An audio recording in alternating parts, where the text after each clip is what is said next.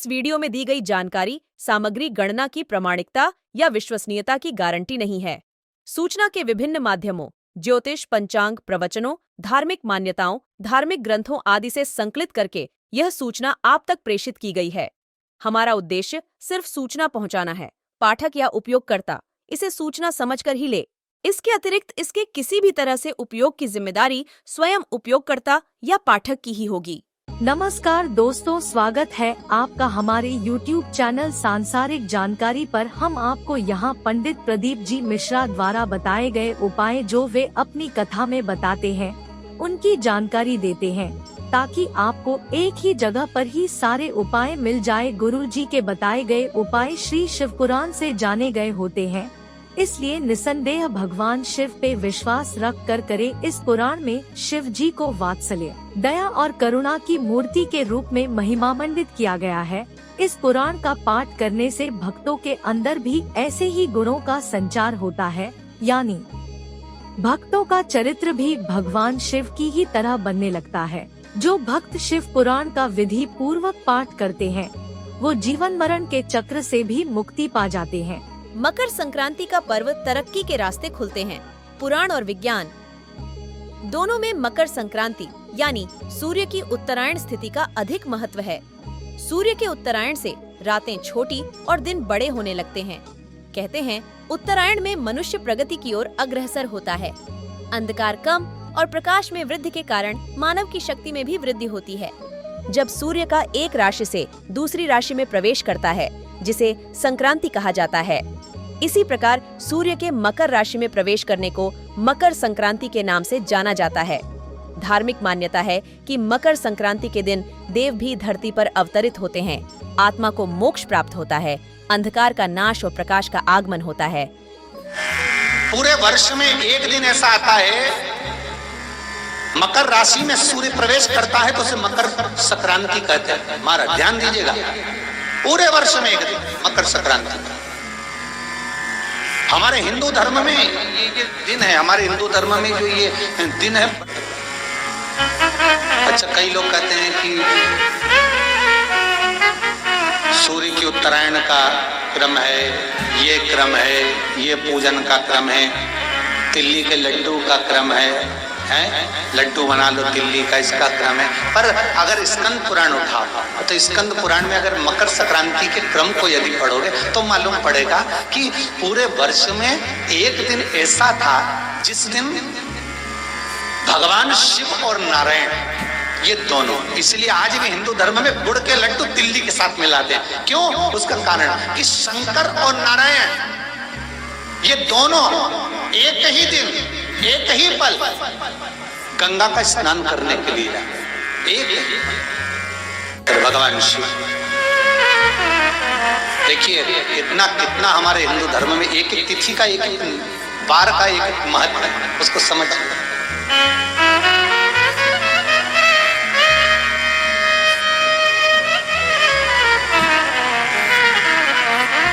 माता लक्ष्मी,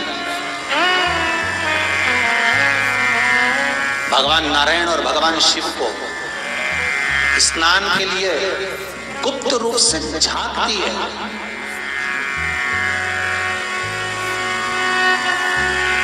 तो भगवान विष्णु ने तिरछी दृष्टि में माता लक्ष्मी को देखा, तिरछी दृष्टि। तो माता लक्ष्मी को देखकर भगवान विष्णु शिव जी को देखे तो शंकर भगवान ने कहा, नारायण हमने देख लिया, महारानी लक्ष्मी झांक रही है, हमने वर दे दिया है कि लक्ष्मी का एक नाम गुप्त लक्ष्मी रहेगा, कि छुपी रहेगी। और आज मकर संक्रांति के दिन नारायण और शिव का दर्शन इस लक्ष्मी ने करा है। पर जो गुप्त लक्ष्मी का दान दे देगा उसके घर में कभी कोई बड़ी बीमारी प्रवेश नहीं करेगी। कैंसर जैसा रोग, किडनी और लीवर का रोग नहीं हो सकता। आज भी नियम है कि मकर संक्रांति के दिन एक लड्डू बनाया जाता है गुड़ और तिल्ली का, उसमें एक का सिक्का, दो का सिक्का या कोई लक्ष्मी उसमें फंसा दी जाती है और लड्डू को पैक कर कर किसी मंदिर में दान दे दिया जाता है। उसको कहते हैं गुप्त लक्ष्मी, जिससे घर में कोई बड़ी बीमारी प्रवेश नहीं। वो केवल मकर संक्रांति को ही होता है। मकर संक्रांति का जो दिवस है वो कोई साधारण नहीं। आप लोग दान करते हो मकर संक्रांति में? कितनी चीजें दान करते हो?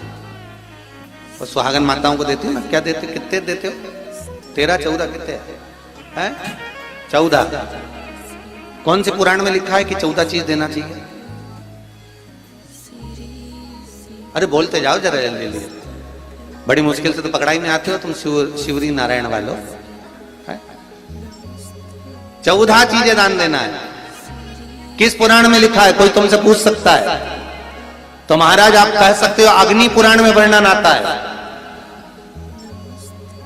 कौन से पुराण में लिखा है? अग्नि पुराण में लिखा। देवऋषि नारद भगवान विष्णु के पास जाकर पूछते हैं, नारायण कृपा करिए। भगवान विष्णु ने पूछा क्या बात है, बोलिए। देवऋषि नारद क्या चाहते क्या हो वो बताओ। महाराज हमें इतना सा बता दो, शिव जी के यहां जाते हैं तो पहले उनके द्वारपाल से पूछना पड़ता है अंदर जाने के लिए। ब्रह्मा जी के यहां जाते हैं तो ब्रह्मा जी के द्वारपाल से पूछना पड़ता है। इंद्र के यहां जाते हैं तो इंद्र के द्वारपाल से पूछना पड़ता है। हम जितनी भी जगह जाते हैं तो कोई ना कोई द्वारपाल से हमें पूछना पड़ता है अंदर जाने के। भगवान देवऋषि नारद कह रहे हैं नारायण से कुछ ऐसी कृपा कर दो कि हमें किसी से आज्ञा लेना ही नहीं। भगवान विष्णु तो उनकी बात को बस थोड़ा सा सुने और अंदर चले गए। नारद जी को लगा हमारा तो कोई जवाब ही नहीं दिया। नारद जी वहीं पर टिक गए, खड़े रहे, नाम जाप करते। विष्णु वापिस आए और देवऋषि नारद से कहा एक काम करो, जब सूर्य मकर में प्रवेश करते हुए उत्तरायण की ओर जावे, उस घड़ी उस पल में देवऋषि नारद तुम 14 बार भगवान के नाम का, शिव नाम का दान दे दीजिए। भगवान नारायण के नाम का, राम नाम का, कृष्ण नाम का दान दे दीजिए। अब देखो यहां पर यह नहीं लिखा कि प्लास्टिक का डब्बा दो। समझ लेना जी हो अच्छे से कि लोगों ने दान को कितना भ्रष्ट कर दिया वो बताया जा रहा है। अग्नि पुराण में यह नहीं लिखा कि तुम प्लास्टिक की चाय की चन्नी दो 14, बाल्टी दो 14, या प्लास्टिक का डब्बा दो 14। यहां पर यह नहीं लिखा है कुछ भी हो। यहां क्या लिखा अग्नि पुराण में कि मकर संक्रांति के दिन जब सूर्य उत्तरायण भाव में प्रवेश करे, मकर में जावे, उस समय पर देवऋषि नारद तुम्हारे मुख से अगर 14 बार भगवान के नाम का दान 14 जीवों को दे आओगे तो किसी भी देवता के पास जाओगे, तुम्हें परमिशन की जरूरत नहीं पड़ेगी, तुम डायरेक्ट प्रवेश कर जाओगे। डायरेक्ट। अब तुमको अगर वैकुंठ में डायरेक्ट प्रवेश करना हो तो बिना पूछे, तो उसके लिए कहा ही मकर संक्रांति पे दान दो। तो किस चीज का दान देना है हमारा?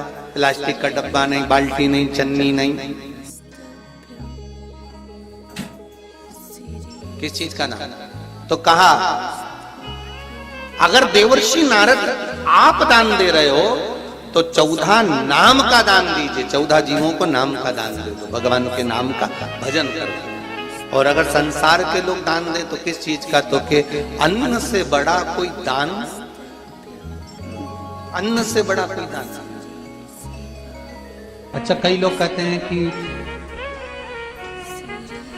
सूर्य की उत्तरायण का क्रम है, ये क्रम है, ये पूजन का क्रम है, तिल्ली के लड्डू का क्रम है, लड्डू बना लो तिल्ली का, इसका क्रम है। पर अगर स्कंद पुराण उठाओ तो स्कंद पुराण में अगर मकर संक्रांति के क्रम को यदि पढ़ोगे तो मालूम पड़ेगा कि पूरे वर्ष में एक दिन ऐसा था जिस दिन भगवान शिव और नारायण ये दोनों, इसलिए आज भी हिंदू धर्म में गुड़ के लड्डू तिल्ली के साथ मिलाते हैं। क्यों? उसका कारण कि शंकर और नारायण ये दोनों एक ही दिन, एक ही पल गंगा का स्नान करने के लिए आए।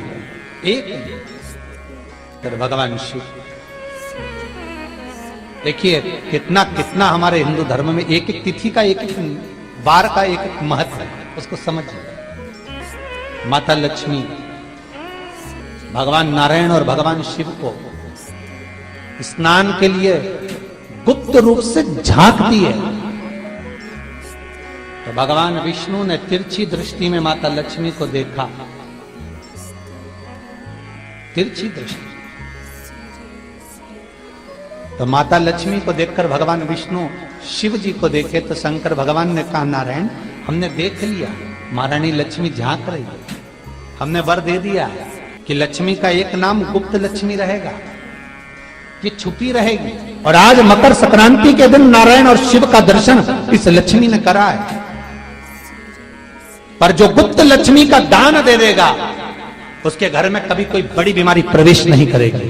कैंसर जैसा रोग, किडनी और लीवर का रोग नहीं हो सकता। आज भी नियम है कि मकर संक्रांति के दिन एक लड्डू बनाया जाता है गुड़ और तिल्ली का, उसमें 1 का सिक्का, 2 का सिक्का या कोई लक्ष्मी उसमें फंसा दी जाती है और लड्डू को पैक कर कर किसी मंदिर में दान दे दिया जाता है। उसको कहते हैं गुप्त लक्ष्मी, जिससे घर में कोई बड़ी बीमारी प्रवेश नहीं हो। वो केवल मकर संक्रांति को ही होता है।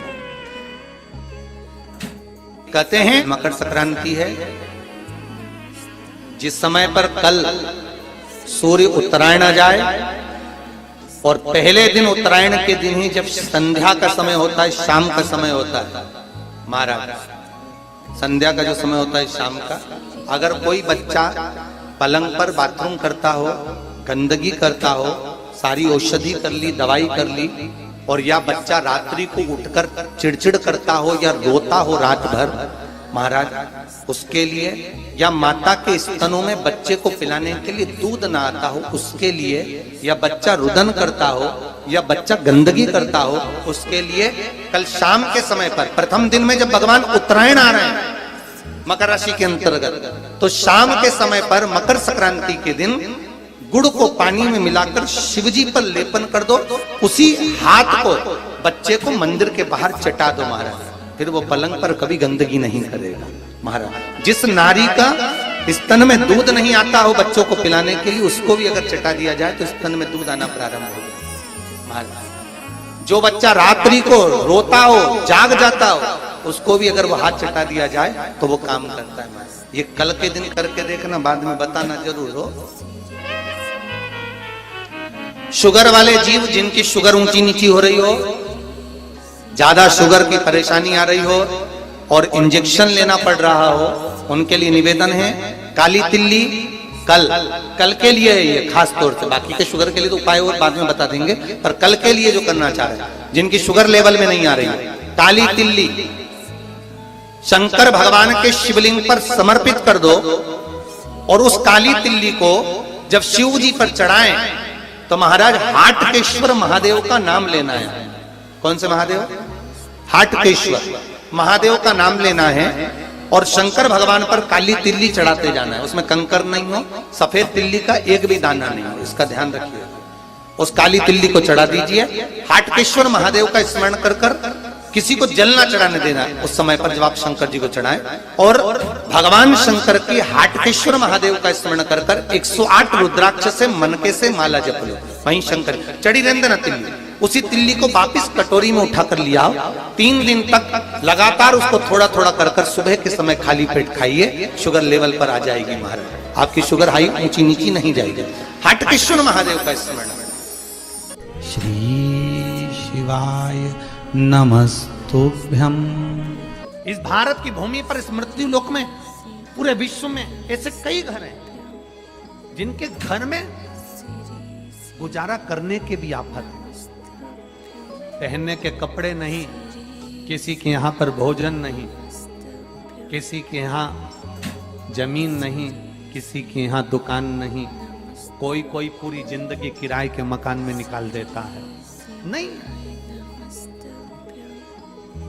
मेरा एक निवेदन है, इस कथा को जितने छत्रपति संभाजी नगर के श्रोता भाई बहन श्रवण कर रहे हैं उनसे निवेदन करूंगा, आप हाथ का ठेला लगा रहे हो, सब्जी का ठेला लगा रहे हो, फल का ठेला लगा रहे हो, धक्के की जिंदगी जी रहे हो, दरवाजे पर बैठे हो, कहीं ना कहीं तुम दास्य भाव की जिंदगी जी रहे हो, तकलीफ में जिंदगी जी रहे हो, बहुत दुख की जिंदगी जी रहे हो, बहुत कष्ट की जिंदगी जी रहे हो, उनसे केवल निवेदन करूंगा 3 महीने 2 जगह पर जल चढ़ाना प्रारंभ कर दीजिए, केवल 3 महीने। एक शंकर भगवान के शिवलिंग पर, दूसरा बेलपत्री के पेड़ के नीचे 2 जगह पर जल चढ़ाना 3 महीने लगातार चालू कर दो, बाबा तुम्हारा हाथ पकड़कर तुम्हें उन्नति की सीढ़ी पर चढ़ा देगा।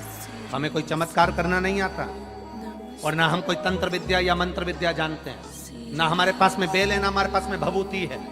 हमारे पास में तो केवल शिव का नाम है। आप श्री शिवाय नमस्तुभ्यम बोलो, ओम नमः शिवाय बोलो, नमः शिवाय बोलो, चाहे महामृत्युंजय मंत्र बोलो, उसका स्मरण करते करते भगवान शंकर के शिवलिंग पर जल और उसी पात्र में जो जल तुमने शंकर जी को चढ़ाया है उसमें से बचा हुआ थोड़ा सा जल बेलपत्री के पेड़ के नीचे चढ़ाना प्रारंभ कर दो। अलग से बेलपत्री के पेड़ के नीचे चढ़ाने के लिए अलग से लोटा भर के जल जरूरत नहीं पड़ेगी। जो तुमने शिव जी को जल चढ़ाया, जो तुमने देवादिदेव महादेव को जल चढ़ाया, बस उसी पात्र का जल शंकर जी को चढ़ाओ, उसमें से बचा हुआ थोड़ा सा जल बेलपत्री के वृक्ष के नीचे चढ़ाना प्रारंभ करना। कौन सा बेलपत्री का वृक्ष? जिसकी छाया आपके ऊपर आ गई। शिव महापुराण बड़ी सुंदर बात कहता है, ध्यान दीजिएगा। जिस बेलपत्री का पौधा तुम्हारे सिर का, और ये दोनों हाथ ऊपर कर लो, अपन खड़े हुए और खड़े होकर दोनों हाथ ऊपर करे, इतना बड़ा बेलपत्री का पौधा है, उस बेलपत्री के पौधे की पत्ती को कभी तोड़कर शंकर जी को नहीं चढ़ाना चाहिए। ध्यान रखें, कितना बड़ा पौधा। आप खड़े हो जाओ और खड़े होने के बाद आपका हाथ ऊंचा कर लेना।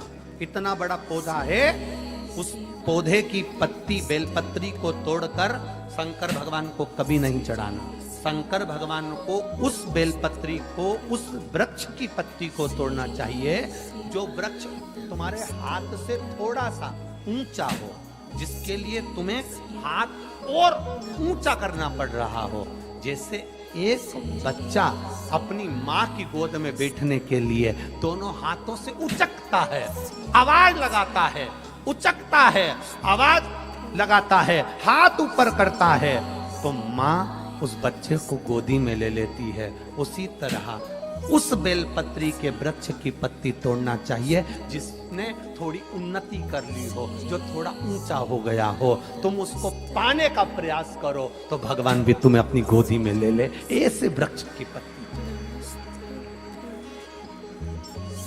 अब तुम छोटा सा पौधा, बिल्कुल जरा सा पौधा, उसी की पत्ती तोड़कर महादेव को चढ़ाओगे, ये श्रेष्ठता नहीं। यदि बेलपत्री का पेड़ आपके यहाँ है और मान लो कई लोग बेलपत्री गमले में लगाते हैं या छत के ऊपर लगा देते हैं, बेलपत्री का वृक्ष जो होना चाहिए वो घर के ठीक पीछे के भाग में, पीछे के, या बेलपत्री का वृक्ष अगर पीछे नहीं है तो आप अपने घर से जब बाहर निकलते हैं तो राइट हैंड की ओर बेलपत्री का वृक्ष होना चाहिए। आप जब घर से प्रवेश कर रहे हैं, बाहर की ओर निकल रहे हैं, वो सुख का अनुभव करा। यदि घर से निकलते समय बेलपत्री का पेड़ लेफ्ट में अगर आता है, आप जिस घर से निकल रहे हो लेफ्ट में अगर बेलपत्री का पेड़ आता है तो आप 1 रुपए कमाएंगे, 1.25 रुपए खर्च होगा, पैसा हाथ में टिकेगा नहीं। घर में 10 लोग भी कमा रहे हैं तो पैसा घर में दिखेगा नहीं, आएगा जरूर, सारे काम होंगे पर टिकेगा नहीं। यदि लेफ्ट में राइट भाग का बेलपत्री सुख का अनुभव। बेलपत्री का वृक्ष घर में लगाओ तो घर के पीछे के हिस्से में लगाना, और ऐसी जगह नहीं लगाना कि जहां पर बेलपत्र में गंदा पानी जाए या कोई गंदी वस्तु उसके नीचे पड़े। 33 करोड़ देवी देवता बेलपत्री के पेड़ के नीचे सोमवार के दिन, कोई रविवार के दिन, कोई मंगलवार, कोई बुधवार, कोई गुरुवार, कोई शुक्रवार, कोई शनिवार के दिन बेलपत्री के नीचे आकर 33 करोड़ देवी देवताओं तप करते हैं, साधना करते हैं। तो दोस्तों, यहाँ पे हमारी वीडियो समाप्त हुई। उम्मीद करती हूँ हमारी ये जानकारी आपको जरूर पसंद आई होगी। हमारी वीडियो को लाइक जरूर करें और हमारे चैनल को सब्सक्राइब और शेयर करना ना भूले। जय श्री राम,